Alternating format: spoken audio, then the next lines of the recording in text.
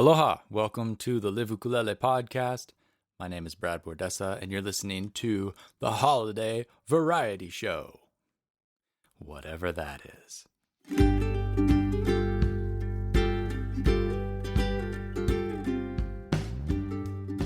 This holiday season is obviously quite different than others we've had, since a lot of us are away from families and staying home and avoiding travel, all that good stuff. And I'm super fortunate to be on site with my folks, so there is a bit of family connection. But definitely want to dedicate this and let everybody out there who is in that compromised holiday position that, we're thinking of you guys and appreciating you. And at least I realized that, that is a sacrifice to just pack in and stay home for the holidays. That's such a big part of who we are and what we do and how we express our love for each other is that I don't know, those typical holiday gatherings, and not being able to do that is a big sacrifice, but for the better good, we would all like to think. So I thought maybe I could start with a little bit of a recap of Live Ukulele itself and also what this year held for all of us in that you're part of the Live Ukulele Ohana in a way. So Live Ukulele I started back in 2007 with my friend Isaac Wong. We were just learning how to play, just starting. He was more of a slack key player, though he dabbled in ukulele and was, better than he should be for the amount of practice he put into playing ukulele. He's just one of those crossover guys who could pick up anything and sound great. And I was a diehard ukulele guy. And we wanted to attend the Kahumoku Ohana workshop that was held in Pahala every year. I think the year before had been the first year that it had happened, and we heard about it through the grapevine. Actually, Isaac was taking lessons from Kyoki Kahumoku, who started the workshop at the time, I believe, at Donkey Mill Art Center in Holualoa. And it sounded like such an amazing opportunity to go study with all these great Hawaiian musicians, learn more about our instruments, learn to play, get to jam a lot. And the whole thing was great. But it was, over $1,000 for tuition. And we're like, certainly don't have that kicking around in our back pockets. How can we make some money? And we thought, hey, maybe we should start a website. Looking back, it was a good idea. But in the short term, it made us no money whatsoever. And we ended up still being quite short on our funds. So as we attended the camp for a number of years, we ended up actually being scholarship students at the workshop.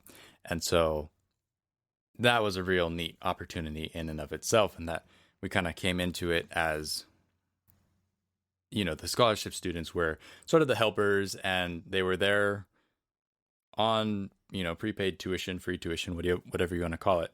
But we were there to help, there to make sure that the dishes got washed and, things got handled and taken care of as far as, behind the scenes went. But got to really integrate with all of the guys from Pahala, which is, real small isolated town, and with, not a whole lot of an economy. So everybody's sort of always looking for things to do, and to be with these real local down to earth people was real neat to kind of have that window and be part of that scene. But we started the website and ended up being scholarshiped anyways. And for me, I think that was probably one of the most life-changing experiences that I could have had at that time in my life. And just so grateful for Uncle Kyoki and everybody who has been part of that workshop over the years. It's no longer happening.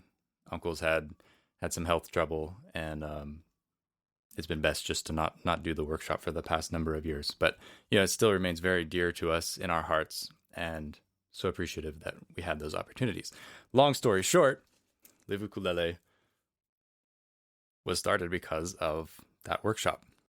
And over the years, Isaac kind of lost interest in the whole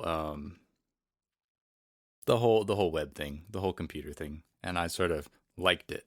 it was fun for me and writing the content and creating the posts and doing the admin stuff. And so he kind of phased out after a while, and I ended up just taking the website forward to where it's at today. And Isaac is currently out in Purdue, Indiana, going to school. He's a PhD in English. So shout out to my man Isaac, who we just go super far back. We've always been really good friends. And yeah, thanks for jumping on the train with me and getting it started, Isaac.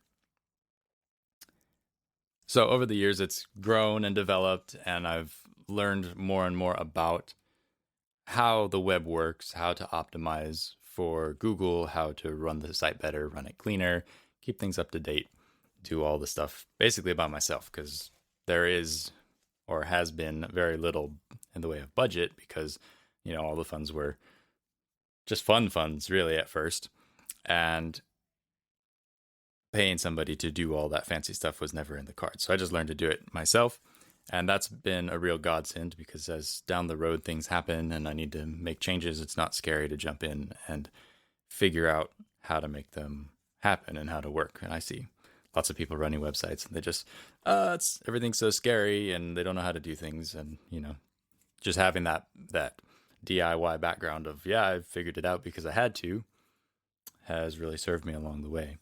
But let's talk about this year. This year was I guess a good year for Live Ukulele. Of course, we had the 2020 blues happening, so there was a lot of staying home time, which may or may not have been more productive than normal. Just, it's funny how having less to do makes you even less productive to, put in your time into the things that you should be working on when you have that spare time. Anyways, but we started the podcast. I just kind of woke up one morning and maybe I saw a video or somebody saying that, hey, this is a good idea. And I had known for a long time that it was a good idea. And I've always been really interested in radio. Even as a kid, I'd go into different radio stations through homeschool groups or whatever. I ended up going on the air when I spent a year out living back in California with Michael Keene, actually, at a KVMR. Is that the one up in Grass Valley? But he had a Hawaiian music show, and I emailed him one day. He was like, hey, could I come up and see the thing? And he ended up putting me on air. And, ever since then, I've been interested in just the idea of broadcasting and putting out that sort of spontaneous signal. So sort of replicating that a little bit here with the podcast, but it also seemed like a good way to present things, to present music things, because so much of it is a listening art. And so often we get attached to visual things, especially in these days of YouTube, where you can go online and, I want to learn to play this song by Katy Perry. And you look it up and there's the ukulele teacher and he's very excited to show you how to play it. And that's cool. But, a lot of the musicianship part of music comes from just listening. So being able to present in just an audio format, I really do like. And I know some people have said, oh, well, you should just do video as well while you're at it. And yeah, I probably should. But really, I do enjoy just standing in my bedroom recording the podcast, wearing my pajamas or whatever. It's great. There's no need for appearances. All you need is my lovely voice to speak softly to you on the podcast. Anyways, I'm going to play a song. This is called The Jig Is Up, named by Chuck Moore, and I recorded it on my If Only album. Sending this out to Chuck. Love you, buddy. Hope you're doing well and recovering.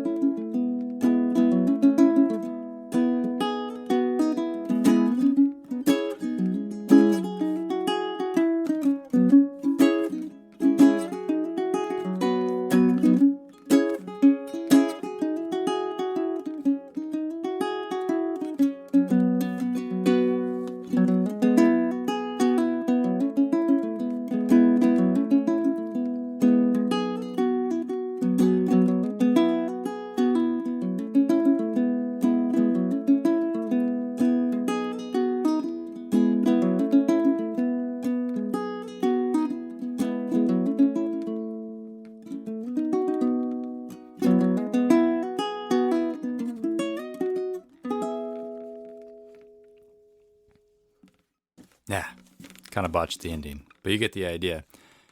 Actually, something that's been real interesting relating to the pandemic, and at least my kind of musical inner life, is that I really haven't been inspired to play all that much, which is funny because I know that every time I pick up the ukulele and I play some music, that it feels so good and it's such amazing medicine. But just like the inspiration to pick it up and play, to like start playing, has really kind of gone away. And maybe that's just the stress mind talking, how the stress takes up so much space in your mind, that there's no room for that music to like tickle your fancy and say like, hey, take me out of the case, let's play something. And talking to Herbota Jr., if you caught the Herbota Jr. interview on the podcast, he was saying that for him as well, he hasn't really been playing, and then some of the people he knows, just haven't been picking it up. And that's a total shame because all of us, especially as teachers, you tout all the time. It's like practice, practice, practice. If you don't practice, you're not getting any better. And now we're kind of on the other side of the sword, experiencing that. Is I'll pick up my ukulele and be like, boy, I'm pretty rusty. Hard to play this stuff. But what's even more interesting is that when you do pick it up and you spend that time kind of getting back into the physical motions of playing, if you sit down for an hour or whatever and you kind of bring the chops back to life with a little bit of bellows and a chocolate pill, right? Princess Bride status, Mad Max, Miracle Max. That what you do play is like so much more meaningful and soulful. And I find that everything that I am playing when I do play is like really nice. And maybe it's just my ears aren't used to hearing myself play. So it's like, oh, this sounds pretty good. It's exciting to hear yourself play, but it just feels real good when I do play about what is coming out. And I just wonder if it's sort of like, the Howley Blues or whatever. They say you can't play the blues if you don't have like a sad background or whatever. But I wonder if just having those, seeing all this life happening around us, if that informs your spirit that comes out in the music, and that is what I'm hearing. I'd be curious to hear if anybody out there is also experiencing similar things with their music, if they feel like they've, I don't know, improved their touch or their feel, not so much their technical ability, but like, their soulfulness in the music and in bringing it to life as an emotional thing. I certainly feel like that's the case for me. Something my family has decided on this year is minimal gift giving, just because we're sort of simple people. And for those of you who don't know, my mom is actually Chris Bordessa. She runs the wonderful website attainable-sustainable.net, and has written the Attainable Sustainable book for, drumroll, National Geographic Publications. It's a pretty big deal. We're proud of her. But that's sort of like our MO living out here in Hawaii in the country, is that, trying to really live a little bit more sustainably and reduce our waste and grow as much of our food as possible. And, we got like, I know all the vegetarians out there are going to hate me, but we've got roosters coming up from our newer chick batches coming out, and we're planning on butchering them in a couple of weeks, and, eating bananas off the stalk and all that good kind of stuff. And so the limited or no gifts thing sort of fits with what we do in reducing consumerism and that kind of stuff.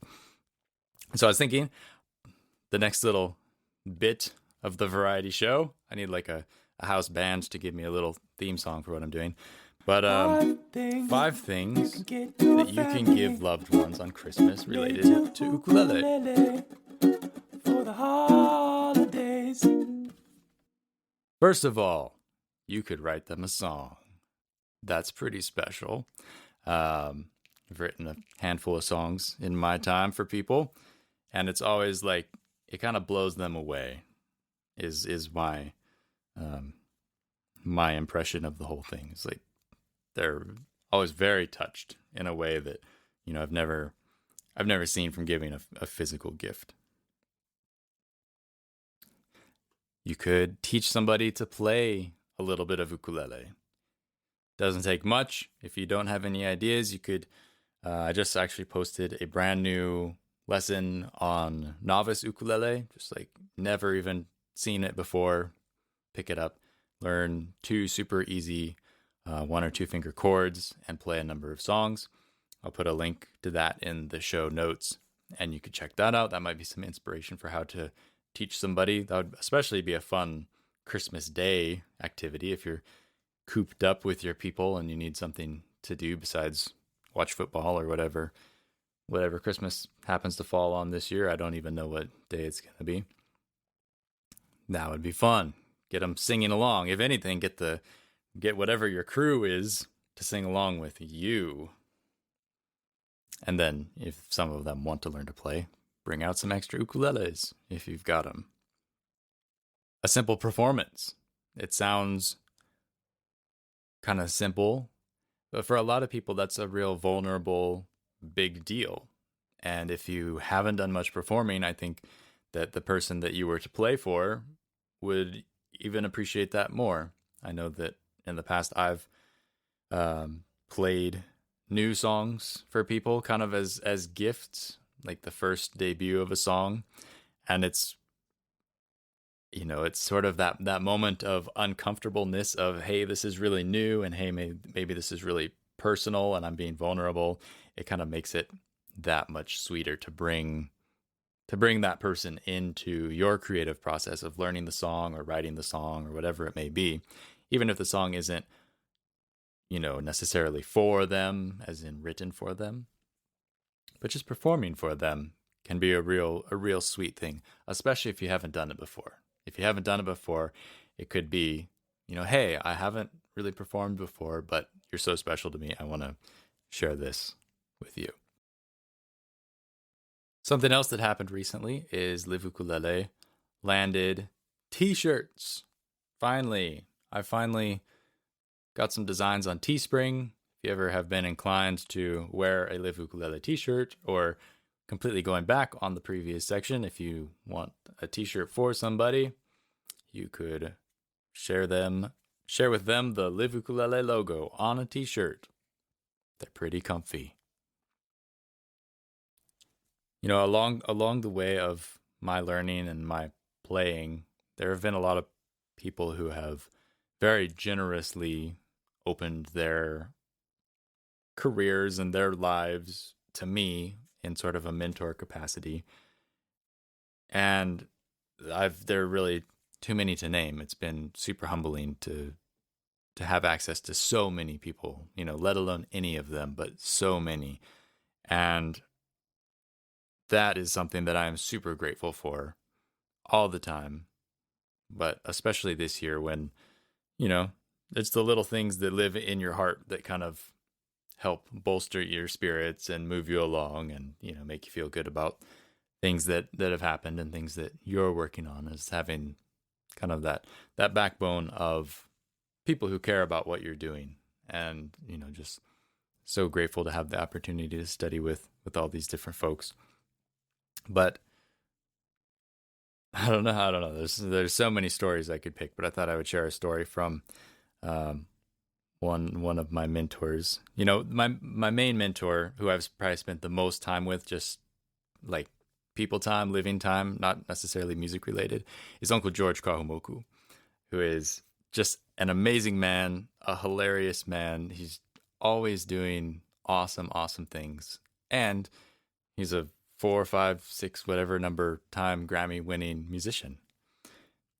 And he lives such a simple, humble lifestyle, but it's always so interesting and so fun.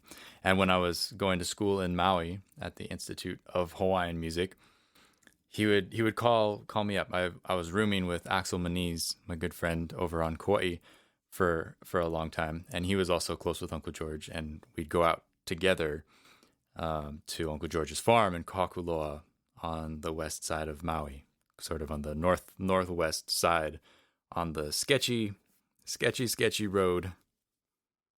He's out at the end when the road finally gets nice, where kind of the rich people live. It's like, oh, well, we didn't die on the bad part of the road. Here we are on the nice part of the road in the middle of nowhere. Um, but we'd go out there, and he'd call us up in the morning, like 5:30, 6 o'clock. Hey, I'm in town. I'll come pick you up. I'll be at your dorm in 5 minutes. And we're like fast asleep. Just out of. I think we were still even teenagers, 18, 19, when we were in school, and so like that early is unheard of. We'd sleep until 9 or 10 if we were let to do that. But he'd come pick us up, and we'd go ride around out to the farm. And being at the farm was always, it was always hard work because it was farm work. Uncle's got a kind of a small time, big production sort of farm. He's always got a million irons in the fire, even though he's not like commercially selling anything, but he's always got enough stuff for him and anybody who's around he could give to. So he's got like papayas and taro and sweet potatoes. He's also got a big herd of goats, which I guess he eats. I know I was never part of that, but there were always baby goats, and I helped him bury a goat one day that had some sort of illness. But always something. Oh, mamaki tea. That's his big moneymaker. Is he grows mamaki tea. He harvests it, dries it, and that dried mamaki you put in a tea, and it's a lovely kind of calming, restorative, sleepy tea. And so he sells that at the Slack Key show by the bag for like $20 for this little teeny tiny vacuum sealed bag of mamaki. I always thought that was just so typical Uncle George. He's such a smart, astute business guy. He's always got, what is going to be my biggest return on effort? And then boom, he does it. But we'd go out to the farm and we'd help. Mulch was kind of our always the joke we had. It's like, always carrying garbage cans of mulch. And a lot of times the mulch would be at the farm already, and we would help spread it around different plants because the mulch helps retain the water and feed the plants, give them good nutrients from the decomposing wood chips. But the mulch would be there from like the previous week when we actually went to get the mulch. So a lot of times these days would start at the farm and we'd hang out, and we'd work in the morning, right, until like 8:30 or 9 or whatever. And then Uncle would take us inside. We'd cook this fabulous breakfast with, farm fresh eggs and farm fresh this and that and the other thing. It's always awesome. Uncle's a killer cook, and he'd put us to work in the kitchen. It's like, stand here and stir this until it's done or whatever. And at the time I wasn't much of a cook, still not much of a cook, but Uncle helped me along. But then we'd hang out for a little bit, jam a little bit of music. And this was always on a Wednesday because Wednesday was Slack Key show. And then we'd drive out the upper way to Napili, up around the top side of West Maui, where the road gets even more sketchy if it's possible. And Uncle would squeeze his truck on the very side of the road to pass somebody, cliffside of the road, naturally. Come on, there's plenty of room. He'd pull the mirrors in and just like inches to spare, and hundreds of feet down the cliff to fall in if the truck went off the cliff. But it worked every time. Uncle always seemed to have it under control.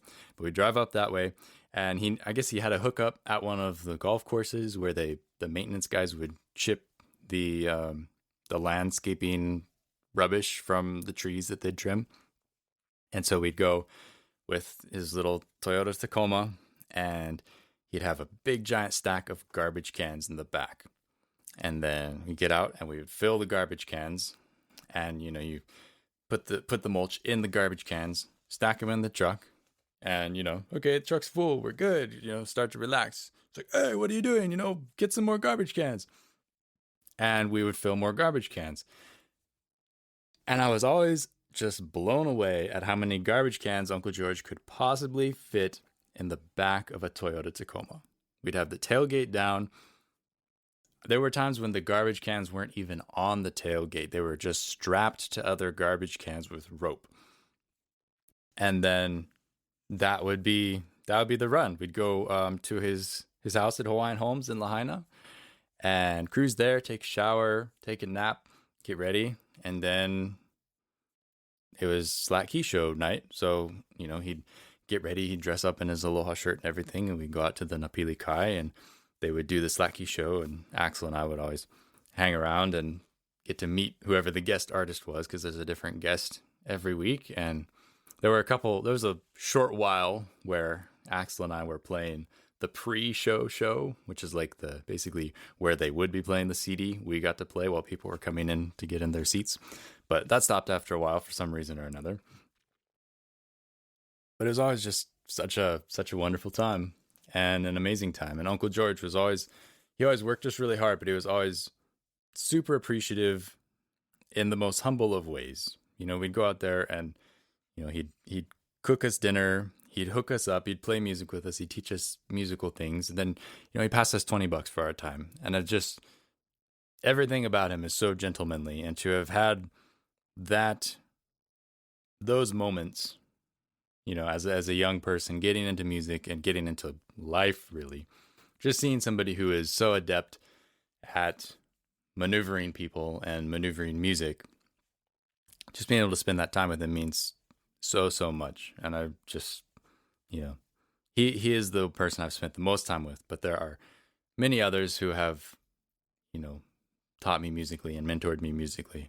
But Uncle George stands out just because of the sheer amount of time I've spent doing one thing or another with him, doing different errands and chores and playing gigs. And, he's this Grammy-winning musician, but he would go out of his way to help a friend who needed music at like the little teeny tiniest local farmer's market. And he'd set up his PA and we'd play there for 2 hours for free. Maybe he'd get a couple of papayas for his time. But he's like just so humble, so amazingly humble. And he would give you the shirt off his back. And good times. We had, Axel and I were both away from home. I'm on Big Island and he's on Kauai, and we moved to Maui for school. And it was hard being away from home as young men. We look back and it was good times. At the time, it was kind of hard. We'd be calling home a lot, and not quite crying, but like, oh God, this is so sad to be away from home. I want to go home. And it's like, I'm over it, whatever. But then you'd have moments with Uncle George or any of the other people who we also enjoyed and spent time with on Maui. But it's the little moments like that just inform life so much and really just, enrich it. And I'm sure we all have stories like that of maybe we didn't see it for what it was at the time, but now, looking back, that's just heartwarming. And it's those kind of things that, I'm not much of a nostalgic person at all. Everybody who knows me knows that I don't. The whole holiday thing is kind of, I love the camaraderie and the love and the family time and all of the reflection and things like that. Like the Christmas trees and the Christmas music and the dressed up Santas and all that. That's not so much my scene. But certainly this time of year, I do think back on good times. And especially this year, it's nice to have those stories, since we haven't really made any stories this year with people. And that's been really too bad, is feeling like you do kind of, have missed out on some opportunities and some things and some moments. But at the same time, life happens and you don't realize it at the time, but a lot of those moments are going to be treasured as you move on. This is a tune called Radio Hula, a song that I was inspired to learn, of course, by Uncle Edward Kapana, who is somebody I've also crossed paths with more times than, any person really would deserve, because he is another incredibly nice man and an incredible guitar player and somebody who really brings playfulness to music in a way that I haven't really seen before, and has really influenced my playing style, especially in Hawaiian music, of trying to sort of bring out the funniness of music and tell jokes with your music and be able to just kind of bend the rules and be okay playing things off and learning to make those off things right. And so this is a song called Radio Hula. that Uncle Edward Kapana plays all the time.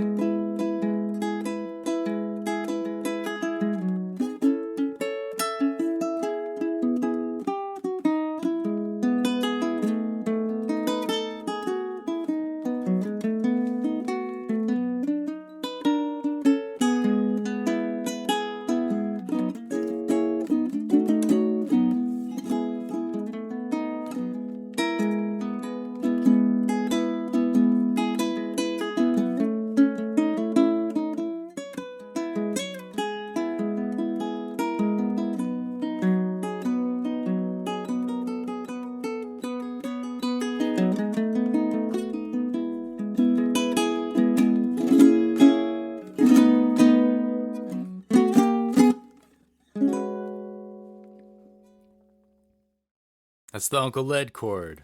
For anybody out there who needs a real fancy chord for ending their songs, a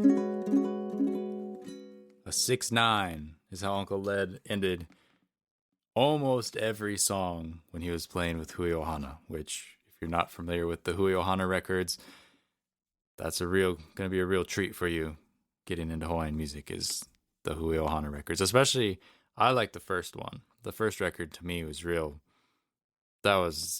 That's it. But that's just my opinion. So yeah, Radio Hula. I actually I'm playing my Morbetta tenor, and I've got it tuned down a half step, or maybe more. I don't know, it's been a while since I tuned it with the tuner. But it's so interesting how different instruments change the way you play.